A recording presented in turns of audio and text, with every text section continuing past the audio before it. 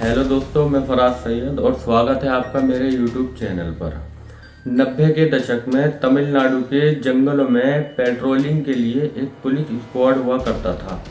इसकी जिम्मेदारी थी लहीम शहीम गोपाल कृष्ण पर। उनकी फिटनेस को देखकर लोग उन्हें रैम्बो कहकर बुलाते थे। बात 9 अप्रैल सन 1993 की है। तमिलनाडु के एक गांव कोलातपुर में एक बड़े बैनर पर गोपाल कृष्ण के खिलाफ भद्दी गालियां लिखी थीं।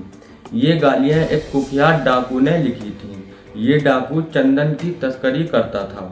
उस कुख्यात डाकू ने कहा था कि अगर दम है तो गोपाल कृष्ण आकर उसे पकड़े। ये सुनकर आग बबूला हुए गोपाल कृष्ण ने कहा कि वो उसी समय उस डाकू को पकड़ने के लिए निकलेंगे। वे जंगल में पलार पुल पार कर रहे थे, तभी उनकी जीप खराब हो गई। उन्होंने जीप को वहीं छोड़ा और पुल पर तैनात पुलिस से 2 बसें लेकर जंगल की ओर चले गए। पहली बस में गोपाल कृष्ण के साथ 15 मुखबिर, 4 पुलिस जवान और 2 वन गार्ड मिलाकर कुल 21 लोग सवार थे। इस बस के पीछे आ रही दूसरी बस में 6 लोग सवार थे। इसे पुलिस इंस्पेक्टर अशोक कुमार चला रहे थे। डाकू की गैंग ने तेजी से आती बसों की आवाज़ सुनी। उन्हें लग रहा था कि रैम्बो बस में नहीं जीप में सवार होंगे। इस दौरान उस डाकू ने बस को दूर से देखकर सीटी बजाई। उसने गोपाल कृष्ण को बस की पहली सीट पर बैठे देख लिया था। जैसे ही बस एक स्थान पर पहुंची तो गैंग के सदस्य साइमन ने बारूदी सुरंगों से जुड़ी हुई 12 वोल्ट कार बैटरी के तार तोड़ दिए। एक तेज धमाका हुआ, बस हवा में उछल गई। चारों तरफ लाशों के चिथड़े बिखर गए। कुछ देर बाद इंस्पेक्टर अशोक कुमार पहुंचे। उन्होंने 21 शव बरामद किए। इस घटना के बाद कुख्यात डाकू के नाम की चर्चा पूरे देश में होने लगी। आज से करीब 72 साल पहले उसका जन्म 18 जनवरी सन 1952 को कर्नाटक के ही एक गांव गोपीनाथम में हुआ था। इस बच्चे का जन्म एक गरीब घर में हुआ था। एक ऐसा परिवार जो खेती और पशुपालन से अपना गुजारा करता था। इस बच्चे का पूरा बचपन गोपीनाथम गांव के ही आसपास मौजूद घने जंगलों में बीत रहा था। जैसे जैसे बच्चा बड़ा होता जा रहा था, वैसे वैसे इसको जंगलों की गहरी समझ होती जा रही थी और इसको हथियार यूज करना, बंदूकें चलाना, हंटिंग करना यानी कि जानवरों का शिकार करना इसका शौक बनता गया। बड़े होने के बाद इस बच्चे ने रेड सैंडलवुड यानी कि लाल चंदन की लकड़ियों की स्मगलिंग करना शुरू कर दी। लाल चंदन की लकड़ी में ऐसा क्या है कि उसकी इतनी ज़्यादा स्मगलिंग होती है और सब के सब उसके पीछे पड़े हुए हैं। इस बात में कोई शक नहीं है कि लाल चंदन की लकड़ी सेक्सुअल डिजायर बढ़ाने में हेल्प करती है, लेकिन सिर्फ ये एक रीज़न नहीं है इसकी डिमांड के पीछे, बाकी रीज़न भी हैं। लाल चंदन की लकड़ी पूरी धरती पर ये पेड़ मेजरली साउथ इंडिया में ही शेषाचलम के जंगलों में पाए जाते हैं। इंडिया लाल चंदन के पेड़ों का सबसे बड़ा एक्सपोर्टर है और हज़ारों करोड़ों का माल एक्सपोर्ट करता है। ये बात कहना बिल्कुल गलत नहीं होगा कि धरती पर उगने वाला ये लाल चंदन सोने से कम नहीं है। ये सिर्फ 15 से 23 सेंटीमीटर में ही यानी कि सिर्फ इतनी सी चौड़ाई बनने में ही 18 साल लग जाते हैं। सिर्फ पिछले कुछ सालों में ही नहीं बल्कि सदियों से ही लाल चंदन पेड़ की डिमांड रही है। लाल चंदन पेड़ में बहुत सारे मिनरल्स भी मिलते हैं। लाल चंदन की लकड़ी जापान और चाइना में म्यूजिकल इंस्ट्रूमेंट बनाने में भी काम आती है। लाल चंदन की लकड़ी एक्सपेंसिव फर्नीचर बनाने में भी यूज़ की जाती है। लाल चंदन की लकड़ी से बनी हुई एक चेयर करीब 10 लाख की पड़ती है। लाल चंदन की लकड़ी में मेडिसिनल प्रॉपर्टीज भी होती हैं। डायरिया, लीवर की बीमारी और खून की बीमारी की दवाइयों में भी यूज़ होता है। लाल चंदन का यूज़ एफ्रोडिसियक्स में भी होता है। एफ्रोडिसियक्स का मतलब होता है कि कोई ऐसी चीज़ जो सेक्सुअल डिज़ायर को बढ़ाने में मदद करती है। ये स्किन स्मूथ बनाती है, पिंपल्स को ठीक करने में, जले हुए को ठीक करने में, एक्ने या स्कार्स के केस में भी काफ़ी यूज़फुल रहती है। लाल चंदन की लकड़ी को यूरोपियन मेडिसिन में कलरिंग एजेंट के रूप में भी यूज़ किया जाता है। लाल चंदन की लकड़ी का यूज़ इजिप्शियन डेड बॉडीज़ के ऊपर भी करते थे। वो लोग डेड बॉडीज पर लाल चंदन का लेप मल देते थे ताकि बॉडी जल्दी से सड़े ना। लाल चंदन की लकड़ी का सबसे ज़्यादा यूज़ परफ्यूम में होता है। इसमें एरोमेटिक प्रॉपर्टीज होती हैं जिसकी वजह से परफ्यूम इंडस्ट्रीज में इसकी काफ़ी डिमांड है। लाल चंदन की लकड़ी का यूज़ धूप बत्ती और अगरबत्ती में तो होता ही है, इसके अलावा हिंदू धर्म में भगवान की मूर्ति पर भी इसका लेप लगाया जाता है। होपफुली अब तक आप समझ चुके होंगे कि इसी इतनी सारी लाल चंदन की लकड़ी की स्मगलिंग की कहानियाँ क्यों हैं। इंडिया में इसका सप्लाई डिमांड रेशियो बहुत ज़्यादा बिगड़ा हुआ है। एक पेड़ को रेडी होने में 20 से 30 साल लग रहे हैं, इसलिए सप्लाई तो कम है, लेकिन इस लकड़ी के फायदे इतने ज़्यादा हैं, इसलिए डिमांड ज़्यादा है। सिर्फ 1 टन की लाल चंदन की लकड़ी की कीमत लाखों से करोड़ तक पड़ जाती है। खैर, अब मेन टॉपिक पर आते हैं। इतना ही नहीं, ये बंदा और गैर कानूनी शिकार भी किया करता था और उससे भी पैसा कमाता था। इसने सिर्फ कुछ ही समय के अंदर 2000 से ज़्यादा हाथियों को मारकर उनके दांतों को ब्लैक मार्केट में बेचकर करोड़ों रुपए कमा लिए थे।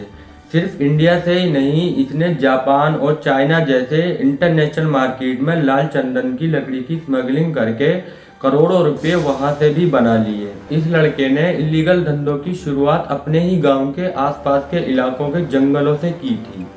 कहा जाता है कि ये लड़का उन जंगलों में सरवाइव करने के लिए इतना फिट और परफेक्ट था कि सिर्फ आवाज़ सुनकर ही बता देता था कि कौन सा जानवर आ रहा है और कितनी दूरी पर है, और इन जंगलों की रग रग से वाकिफ था। अब नॉर्मल सी बात है कि कर्नाटक, तमिलनाडु और केरला के जंगलों इतना कुछ चल रहा था तो पुलिस शांति से नहीं बैठने वाली थी। पुलिस भी अपनी पूरी कोशिश कर रही थी इसको पकड़ने की, पर पुलिस इस बंदे का बाल भी बांका नहीं कर पा रही थी। पूरे 30 सालों तक इसको पूरी तरह से ढूंढने के बाद भी पुलिस इस बंदे को नहीं पकड़ पाई। सबसे पहला फायदा इस डाकू को ये था कि ये तीनों स्टेट के बॉर्डर के जंगलों से ही ऑपरेट कर रहा था, तो एक स्टेट से दूसरे स्टेट में भाग जाता था और पुलिस अपने ज्यूरिसडिक्शन की वजह से या फिर एरिया रिस्ट्रिक्शन की वजह से बंद कर रह जाती थी। और इसका दूसरा जो सबसे बड़ा एडवांटेज था इस बंदे का, वो ये था कि इसके पास जनता का साथ था। इन जंगलों के जिन गांवों में से ये ऑपरेट करता था, उन गांवों की पब्लिक इसको रॉबिन हुड मानती थी। बेरोजगार लोगों को ये रोजगार देता था। जो लोग भूखमरी से मर रहे थे उनको अपनी गैंग में शामिल कर लेता था और बदले में पैसे देता था। इसके लिए गांव के लोग इन्फॉर्मर का काम करते थे। जब पुलिस वाले इसको पकड़ने का कोई भी प्लान बनाते तो गांव वाले पहले ही इसको ऑपरेट कर देते थे, जिसकी वजह से पुलिस के सारे प्लान फेल हो रहे थे। जैसे जैसे फॉरेस्ट ऑफिसर और पुलिस वालों ने इसको ज़्यादा से ज़्यादा टारगेट करना शुरू किया, वैसे वैसे ये लड़का एक नॉर्मल स्मगलर से खतरनाक डकैत बनने की राह पर चल पड़ा। 5 सालों में सन 1984, 1991, 1993, 2000 और 2002 में इस डाकू ने अपनी दहशत जमाने के लिए ऐसे ऐसे क्राइम कर दिए कि एक बार के लिए तो पुलिस को भी विश्वास ही नहीं हुआ और पुलिस ने इसके सिर पर जिंदा या मुर्दा पकड़वाने पर 4 करोड़ का इनाम रखा था। बात सन 1984 की है। ये डाकू एक डिनर ऑर्गेनाइज करता है। असल में यह हाल ही में 32 साल का हुआ था। ये उस एरिया के सभी लोकल डकैतों को इनवाइट करता है। मैं सिर्फ एक दावत पर तुम सबको बुला रहा हूँ, कोई भी हथियार नहीं होगा तुम्हारे पास भी और मेरे पास भी। मैक्सिमम लोकल डकैतों ने ये इनविटेशन एक्सेप्ट कर लिया और उस रात सबका बढ़िया खाना पीना होता है। डिनर के बाद ये बंदा सभी डकैतों को एक मीठी सुपारी देता है और ये मीठी सुपारी देना ही इस गैंग के मेंबर के लिए एक ग्रीन सिग्नल था कि अब सब पर हमला कर दो और सबको निपटा दो। इस तरीके से इसने वहाँ के सारे लोकल गुंडे ख़त्म करके सन 1984 में अपने आप को इस्टेब्लिश करना शुरू कर दिया। फिर साल 1991 में श्रीनिवास नाम के एक पुलिस वाले को इसने खुली चुनौती दी कि मैं तुझे बिना हथियारों के जंगल में इस जगह पर और इस समय पर मिलूंगा। अगर तुझ में दम है तो आकर मुझे पकड़ ले और अरेस्ट करके जेल में डाल दे। पी श्रीनिवास को पुलिस कीर्ति चक्र भी मिल चुका है। उन्होंने इस चैलेंज को एक्सेप्ट कर लिया और जंगल में चले गए। इसने धोखे से पी श्रीनिवास का सर घर से अलग कर दिया। फिर सन 2000 में उसने ऐसा कांड किया कि सब चौंक गए। साउथ स्टार पुनीत राजकुमार को तो आप जानते ही होंगे, जिनकी मृत्यु 3 साल पहले एक हार्ट अटैक से हो गई थी। उनके पिता डॉक्टर राजकुमार को इसने उनके ही घर से किडनैप कर लिया था और जंगल में ले गया था।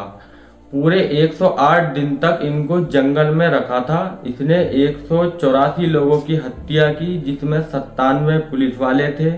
उसे पकड़ने के लिए सरकार ने 4 करोड़ का इनाम रखा था। कहते हैं कि उसने कुल 10,000 टन चंदन की लकड़ी की तस्करी की थी, जिसकी कीमत करीब उस समय 2 अरब रुपए थी। इस डाकू को मारने के लिए एक टास्क फोर्स बनाई गई थी। मीडिया रिपोर्ट्स के मुताबिक उसे तलाशने में 100 करोड़ रुपए खर्च हुए। इस लाल चंदन की लकड़ी में ऐसा क्या है इसकी ज्यादा स्मगलिंग होती है। कर्नाटक के एक मिनिस्टर एच नागप्पा को इस डकैत ने उनके घर से किडनैप करके उन्हें जंगल में ले गया। मिनिस्टर एच नागप्पा के बदले में इस डकैत ने अपने साथी डकैतों को जेल से छुड़वाने की डिमांड रखी। एच नागप्पा को अरेस्ट किए हुए ऑलरेडी काफी महीने हो चुके थे और फिर अचानक उनके घर पर एक कैसेट आती है। मिस्टर एच नागप्पा की फैमिली ने उस कैसेट को देखा तो डकैत पूरा खुलासा करते हुए ये बता रहा है कि मैं भगवान की कसम खाता हूँ, मैंने एच नागप्पा को नहीं मरवाया। मिनिस्टर एच नागप्पा को जयललिता ने मरवाया है। उसने बताया कि एक दिन पुलिस ने जंगल में आके उसकी गैंग पर हमला कर दिया और मिनिस्टर एच नागप्पा भी उसके साथ वहां मौजूद थे। डकैत और उसके गैंग वालों ने मिनिस्टर एच नागप्पा को बचकर भागने के लिए बहुत कहा, लेकिन वो वहीं खड़े रहे और पुलिस ने जो फायर किए उसमें से एक गोली मिनिस्टर एच नागप्पा को लग गई। फिर मैंने काफ़ी दिनों तक इंतज़ार किया कि पुलिस वाले पब्लिकली अनाउंस करेंगे, लेकिन जब पुलिस वालों ने कोई अनाउंसमेंट नहीं किया तो मुझे अजीब लगा। इसीलिए ये कैसेट मुझे मिनिस्टर एच नागप्पा के घर वालों तक भेजनी पड़ रही है। Chief minister of Tamil Nadu Jayalalithaa पर सन 2000 में पब्लिक और पॉलिटिकल प्रेशर बनने लगा। ऐसा डकैत जिसने 120 लोग से ज़्यादा लोगों की जान ले ली हो और इंक्लूडिंग पुलिस ऑफिसर, जिसने 200 से ज़्यादा हाथियों को मारा हो, जिसने करोड़ों की लाल चंदन की लकड़ी की स्मगलिंग की हो, वो आखिर इतने सारे क्राइम्स के बाद भी पकड़ा कैसे नहीं जा रहा। फाइनली इस डकैत को पकड़ने के लिए जयललिता ने एक STF बनाई, यानी कि स्पेशल टास्क फोर्स। इस STF का सिर्फ एक ही काम था, जिंदा या मुर्दा कैसे भी करके इस डकैत को पकड़ना। मुद्दे की बात यह है कि ये STF सच में इतनी स्पेशल इसलिए थी क्योंकि इस STF को इस कहानी के हीरो IPS के विजय कुमार लीड कर रहे थे। विजय कुमार साल 1985 से सन 1990 के बीच प्राइम मिनिस्टर राजीव गांधी के स्पेशल प्रोटेक्शन यानी SPG ग्रुप का हिस्सा रह चुके थे। STF इसके हाथ धोकर पीछे पड़ गई थी। सबसे पहला काम STF ने यह किया कि इस डकैत की गैंग के गुर्गों को कैसे भी करके अपनी तरफ कर लिया और उसे अपना इन्फॉर्म बना लिया और इस डकैत को अपना इंटरव्यू देने का और अपने आप को पब्लिक के सामने रखने का बहुत ज़्यादा शौक था। इसका यही शौक इसके ऊपर भारी पड़ गया। एक दिन पुलिस स्टेशन में की गई एक मीटिंग में प्रोजेक्टर पर इस डकैत का एक इंटरव्यू चल रहा था और सभी पुलिस वाले इस पर चर्चा कर रहे थे कि इसको कैसे पकड़ा जाए।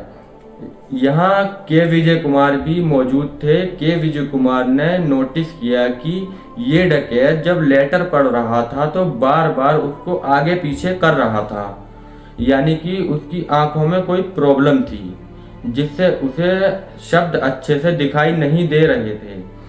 के विजय कुमार को यहाँ से एक आइडिया आता है। उन्हें पता था कि इस डकैत का जंजाल जंगलों में तो इतना फैला हुआ है कि इसी जंगल में जाकर पकड़ना तो इम्पॉसिबल है। इसलिए उन्होंने सोचा कि इसकी खराब आंखों का यूज करके कैसे भी करके इसको जंगल से बाहर लाया जाए। विजय कुमार ने एक बहुत ही सोचा समझा और तगड़ा प्लान बनाया। इस डकैत की गैंग के कुछ गुर्गे जो विजय कुमार ने अपनी तरफ कर लिए थे, उनके थ्रू इस डकैत को उसकी आंखों का इलाज करवाने के लिए मनवा लिया। फाइनली ये डकैत लोगों पर विश्वास करके बाहर सिटी में जाकर इलाज करवाने के लिए मान जाता है। इलाज के लिए इस डकैत को धर्मापुरी से होते हुए सलेम आना था। क्योंकि ये सब कुछ एक प्लान था, तो असल में ना ही तो कोई हॉस्पिटल था और ना ही कोई एम्बुलेंस थी। ये एम्बुलेंस जो उस डकैत को लेने गई थी, ये भी एक एसटीएफ वालों ने ही अरेंज करवाई थी। एम्बुलेंस का नाम कुकुन था, इसीलिए इस डकैत को पकड़ने के लिए पूरे प्लान का नाम भी, पूरे ऑपरेशन का नाम ऑपरेशन कुकुन रखा गया था। फाइनली जंगलों में से निकलकर यह एम्बुलेंस सिटी हॉस्पिटल में जाने के लिए तैयार है और एम्बुलेंस में आगे जो ड्राइवर और को ड्राइवर बैठे हुए हैं वो भी एसटीएफ वाले ही हैं और एम्बुलेंस में पीछे बैठा हुआ था वो डकैत और उसके 2 साथी। खैर, इस डकैत को ख़त्म करने का पुलिस के पास ये सबसे आखिरी और सबसे बेस्ट मौका था। इसलिए सारी तैयारियां एसटीएफ वालों ने पहले से ही कर रखी थी। जिस रोड से होती हुई ये एम्बुलेंस कुकुन आ रही थी, उस रोड के साइड में ही एक छोटा सा स्कूल था। रोड को पूरी तरह से ब्लॉक करने के लिए एसटीएफ वालों ने गन्नों से भरा हुआ एक ट्रक लाकर यहाँ पर खड़ा कर दिया। इस लोकेशन से 3 किलोमीटर की दूरी पर एसटीएफ वालों ने एक ओमनी वैन पार्क कर रखी थी, ताकि जैसे ही एम्बुलेंस इसके बगल से गुजरे तो ओमनी वैन में मौजूद एसटीएफ वाले आगे मेन लोकेशन पर खबर कर दें। मेन लोकेशन पर सिर्फ ट्रक ही नहीं बल्कि एसटीएफ वालों की एक गाड़ी और पार्क थी और इन दोनों ही व्हीकल में से उतरकर सभी एसटीएफ वालों ने पहले से ही अपनी पोजीशन ले चुके थे। सभी एसटीएफ वाले अपनी अपनी पोजीशन पर मौजूद थे। कुछ स्कूल की छत पर, कुछ खेत में, कुछ व्हीकल के पीछे, कुछ साइड में छुपे हुए थे। एसटीएफ वालों ने जो सोचा था वही हुआ। रोड ब्लॉक थी, इसलिए एम्बुलेंस वहां आकर रुक गई।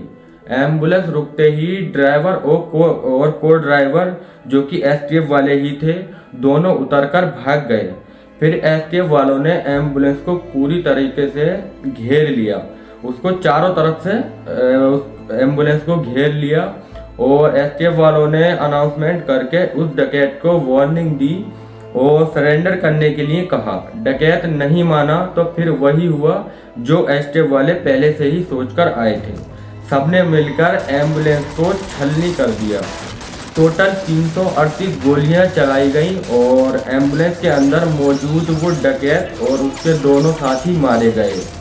ये कोई फिल्म की कहानी नहीं, ये एक रियल इंसिडेंट था और ये सब कुछ सुनने के बाद ऐसा लगता है कि कहीं ये पुष्पा मूवी की रियल स्टोरी तो नहीं है, पर ऐसा नहीं है। ये साउथ इंडिया के सबसे बड़े डकैत वीरप्पन की रियल स्टोरी थी। पुष्पा मूवी रिलीज होने के बाद काफ़ी लोगों ने इस बात को क्लेम किया कि पुष्पा मूवी वीरप्पन की लाइफ पर बनी हुई मूवी है। वही ड्रेसिंग, वही स्मगलिंग के केसेस और आंध्र प्रदेश फॉरेस्टर्स ने तो पुष्पा मूवी के खिलाफ विरोध भी किया था, ये बोलते हुए कि वीरप्पन ने समाज को बहुत ज़्यादा नुकसान पहुंचाया है और उसके कामों को यंगस्टर के सामने पुष्पा मूवी में हीरो के तरीके से प्रेजेंट करने से सोसाइटी में एक बहुत ही गलत मैसेज जाता है। तो दोस्तों, आज के वीडियो में इतना ही। आई होप आपको वीडियो पसंद आया होगा और वीडियो पसंद आया हो तो वीडियो को लाइक करें, शेयर करें और चैनल को सब्सक्राइब करना ना भूलें। और अगला वीडियो हम किस टॉपिक पर बनाएं आप हमें कमेंट्स कर बता सकते हैं और आपसे मिलते हैं नेक्स्ट वीडियो में। तब तक के लिए शुक्रिया।